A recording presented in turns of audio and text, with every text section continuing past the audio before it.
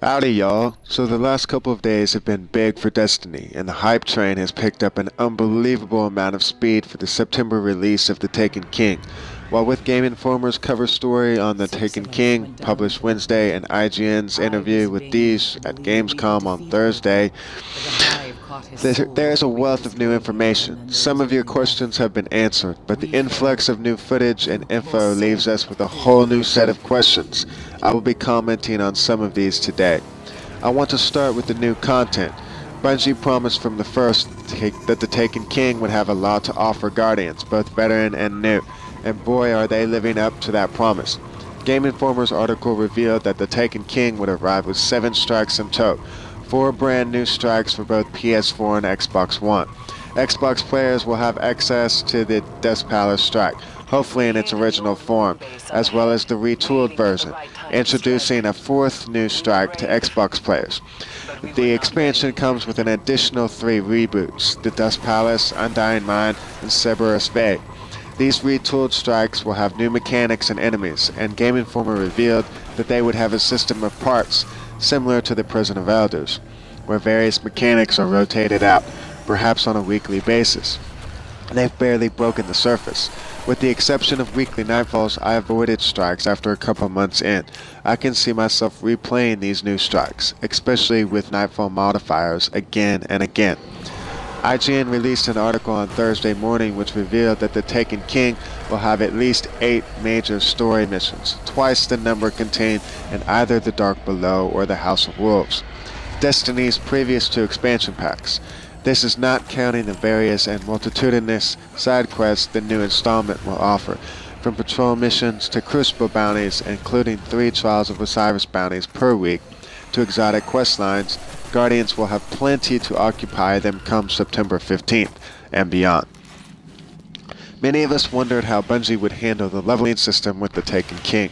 After the disastrous experiment with The Dark Below and their redemption with the introduction of Ascending in The House of Wolves, Bungie has had a rocky start in this area. The complete restructuring of the leveling system into a more traditional form reminiscent of role-playing games is a step in the right direction for Bungie. No more will Guardians languish needlessly in the land of Forever 29. Rather, they will progress seamlessly from 1 to 40, earning experience points from every activity, from bounties to killing enemies and bosses to completing missions. After watching Biff's Unbroken video from Gamescom, I discovered that even Crucible kills and victories count towards the new experience meter. I cannot be more excited for this change. It removes a lot of the confusion and frustration and needless grinding from the leveling process. Personally, I can see myself and other Guardians enjoying the journey a lot more. On that note, IGN confirmed that Guardians will come into The Taken King at their current light level. If your Guardian is 34, you will enter the Taken King universe as a 34. The same holds true for other light levels and Guardians linked to the same account. These also mentioned a one-time boost that would bump one Guardian up to a level that will ensure the player can experience the new content right away. What this boost will look like or do remains to be seen. I think that it will bump new Guardians up to level 20 or 25, which appears to be the minimum required level to experience the Taken King content, or provide a boost of 2 or 3 levels to those with Guardians at level 34. One of the new questions that came out of Dee's interview with IGN was the role light level on weapons and armor will play in the new expansion.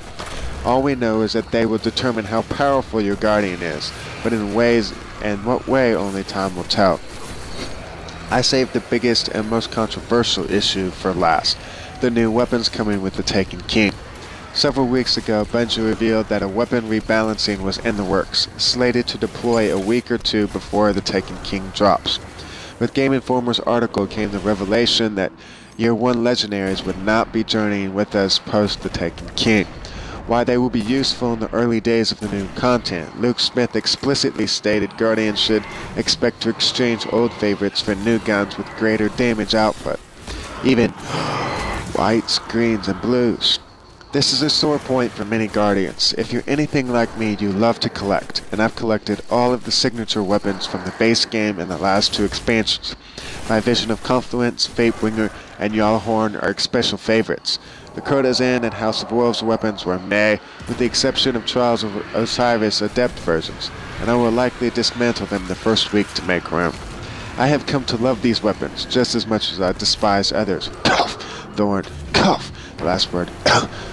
I think this is a move that Bungie planned well in advance of now, and they are following standard practice when it comes to long-running games. Destiny is not strictly an MMO, and in Game Informer's January 2014 article, the developers stated it's a loaded term and they don't want to tag their game with it. But that being said, Destiny does recall elements of RPGs and MMOs, however slightly, in addition to its clear nature as an FPS. Therefore, it is to be expected that old weapons will retreat to make way for the new. Expect to use Fatebringer for the next 9 years, and neither should you. After watching gameplay footage, I am pumped to try out new weapons, the Suros weapons in particular. Suros Foundry Forever, with their holographic sights that appear when you aim down them. Love it. Although the Amalon Fusion Rifle looks sweet as well. Will I miss my favorite weapons? Of course, but I am overwhelmed with excitement to try out the new ones. Do I feel like Bungie is shitting on all the time I've put into the game to gain and level up these favorite weapons? No, because I've had fun. Grind, you say? What grind? This past year has been the best of my life gaming-wise, and I can't wait for year 2. You may be wondering about the exotics. That question has yet to be answered, but since Game Informer mentions legendaries as being a thing of the past but not exotics, it's a safe bet that year 1 exotics will be coming with us, at least for the foreseeable future. A speculation Gathalion and other community leaders share. Until next time, Guardians, thanks for watching.